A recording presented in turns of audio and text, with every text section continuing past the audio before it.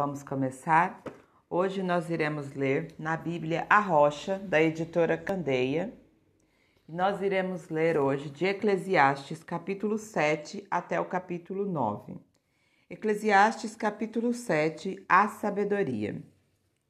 O bom nome é melhor do que um perfume finíssimo, e o dia da morte é melhor do que o dia do nascimento. É melhor ir a uma casa onde há luto do que a uma casa em festa, pois a morte é o destino de todos. Os vivos devem levar isso a sério. A tristeza é melhor do que o riso, porque o rosto triste melhora o coração. O coração do sábio está na casa onde há luto, mas o do tolo na casa da alegria.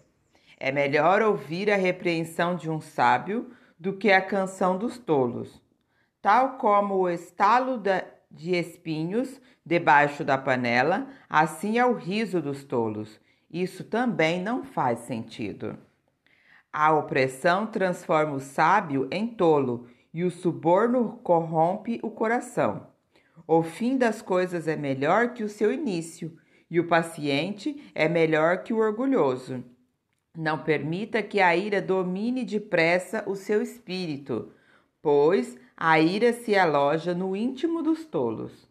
Não diga, por que os dias do passado foram melhores do que os de hoje? Pois não é sábio fazer esse tipo de pergunta. A sabedoria, como uma herança, é coisa boa e beneficia aqueles que veem o sol. A sabedoria oferece proteção, como faz o dinheiro, mas a vantagem do conhecimento é esta: a sabedoria preserva a vida de quem a possui. Considere o que Deus fez. Quem pode endireitar o que ele fez torto? Quando os dias forem bons, aproveite-os bem, mas quando forem ruins, considere: Deus fez tanto um quanto o outro, para evitar que o homem descubra alguma coisa sobre o futuro. Nesta vida sem sentido, eu já vi de tudo: um justo que morreu apesar da justiça, e um ímpio que teve vida longa apesar de sua impiedade. Não seja excessivamente justo, nem demasiadamente sábio. Por que destruir-se a si mesmo? Não seja demasiadamente ímpio e não seja tolo. Por que morrer antes do tempo? É bom reter uma coisa e não abrir mão da outra, pois quem teme a Deus evitará ambos os extremos. A sabedoria torna o sábio mais poderoso que a cidade guardada por 10 valentes. Todavia, não há um só justo na terra, ninguém que pratique o bem e nunca peque. Não dê atenção a todas as palavras que o povo diz. Caso contrário, poderá ouvir o seu próprio servo falando mal de você. Pois em seu coração você sabe que muitas vezes você também falou mal de outros. Tudo isso eu examinei mediante a sabedoria e disse: estou decidido a ser sábio, mas isso estava fora do meu alcance. A realidade está bem distante e é muito profunda. Quem pode descobri-la? Por isso, dediquei-me a aprender, a investigar, a buscar a sabedoria e a razão de ser das coisas para compreender a insensatez da impiedade e a loucura da insensatez. Descobri que muito mais amarga do que a morte é a mulher que serve de laço, cujo coração é uma armadilha e cujas mãos são correntes. O homem que agrada a Deus escapa dela, mas o pecador ela apanhará. Veja, diz o mestre, foi isso que eu descobri. Ao comparar uma coisa com outra para descobrir a razão de ser, sim, durante essa minha busca que ainda não terminou, entre 1000 homens descobri apenas um jugo digno. Não entre as mulheres, não achei sequer uma. Assim, cheguei a esta conclusão: Deus fez os homens justos, mas eles foram em busca de muitas intrigas. Eclesiastes capítulo 8. A obediência devida ao rei. Quem é como o sábio? Quem sabe interpretar as coisas? A sabedoria de um homem alcança o favor do rei e muda o seu semblante carregado. Este é o meu conselho: obedeça às ordens do rei, porque você fez um juramento diante de Deus. Não se apresse em deixar a presença do rei, nem se levante em favor de uma causa errada, visto que o rei fez o que bem entende, pois a palavra do rei é soberana e ninguém lhe pode perguntar: o que está fazendo? Quem obedece às suas ordens não sofrerá mal algum, pois o coração sábio saberá a hora e a manterá pois o coração sábio saberá a hora e a maneira certa de agir. Porquanto há uma hora certa e também uma maneira certa de agir para cada situação. O sofrimento de um homem, no entanto, pesa muito sobre ele, visto que ninguém conhece o futuro. Quem lhe pode dizer o que vai acontecer? Ninguém tem o poder de dominar o próprio espírito, tampouco tem o poder sobre o dia da sua morte e de escapar dos efeitos da guerra. Nem mesmo a maldade livra aqueles que a praticam. Tudo isso vi quando me pus a refletir em tudo o que se fez debaixo do sol. Há ocasiões em que um homem domina sobre outros para a sua própria infelicidade. Nessas ocasiões, vi ímpios serem sepultados e gente indo e vindo do lugar onde eles foram enterrados. Todavia, os que haviam praticado bem foram esquecidos da cidade. Isso também não faz sentido. Quando os crimes não são castigados logo, o coração do homem se enche de planos para fazer o mal.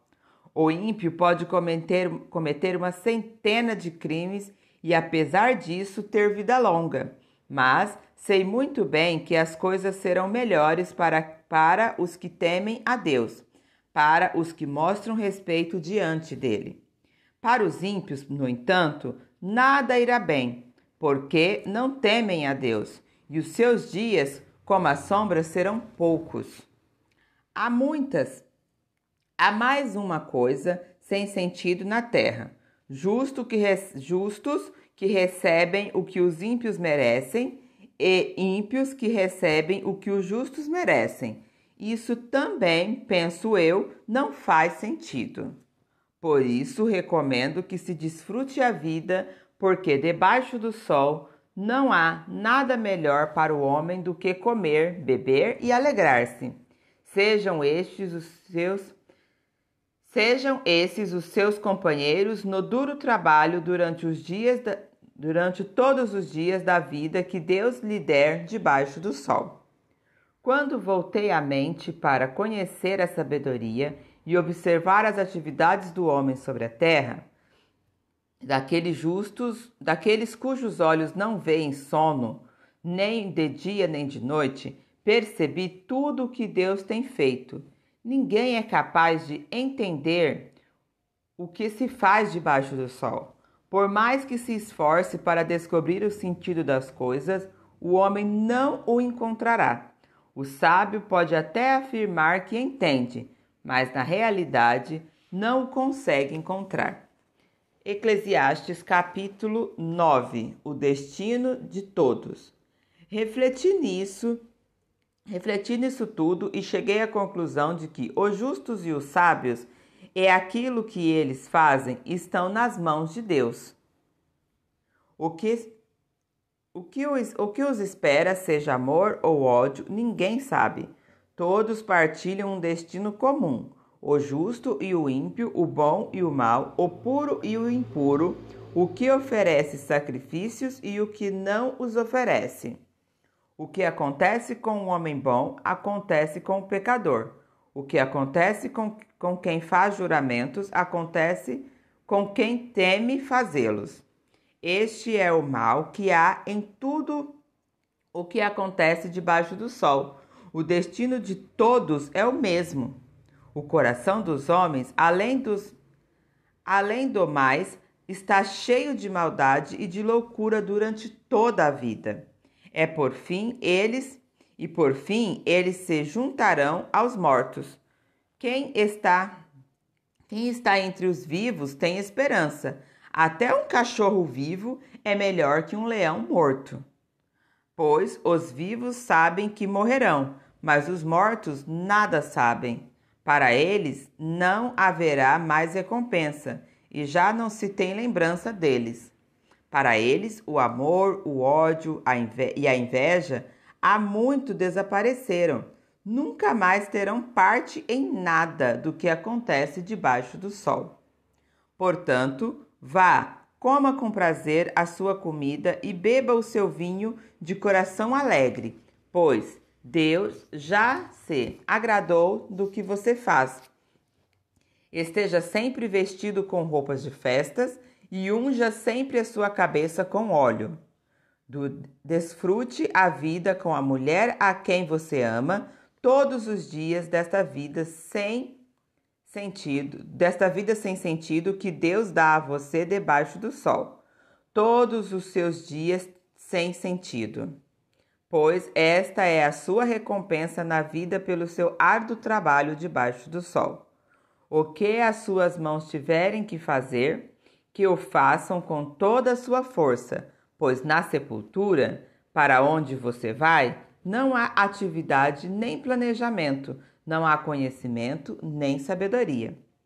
Percebi ainda outra coisa debaixo do sol. Os velozes nem sempre vencem a corrida. Os fortes nem sempre triunfam na guerra. Os sábios nem sempre têm comida. Os prudentes nem sempre são ricos. Os instruídos nem sempre têm prestígios, pois o tempo e o acaso afetam a todos.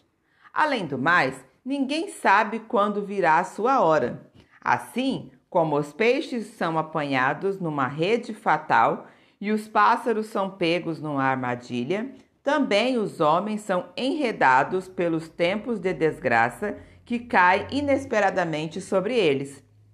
O valor da sabedoria. Também vi debaixo do sol este exemplo de sabedoria que muito me impressionou. Havia uma pequena cidade de poucos habitantes. Um rei poderoso veio contra ela, cercou-a com muitos dispositivos de guerra. Ora, naquela cidade vivia um homem pobre, mas sábio, e com sua sabedoria ele salvou a cidade. No entanto, ninguém se lembrou mais daquele pobre. Por isso pensei, embora a sabedoria seja melhor do que a força, a sabedoria do pobre é desprezada, e logo suas palavras são esquecidas. As palavras dos sábios devem ser ouvidas com mais atenção do que os gritos de quem domina sobre o tolo. A sabedoria é melhor do que as armas de guerra, mas um só pecador destrói uma coisa boa. Amém? Continuaremos a leitura no próximo vídeo.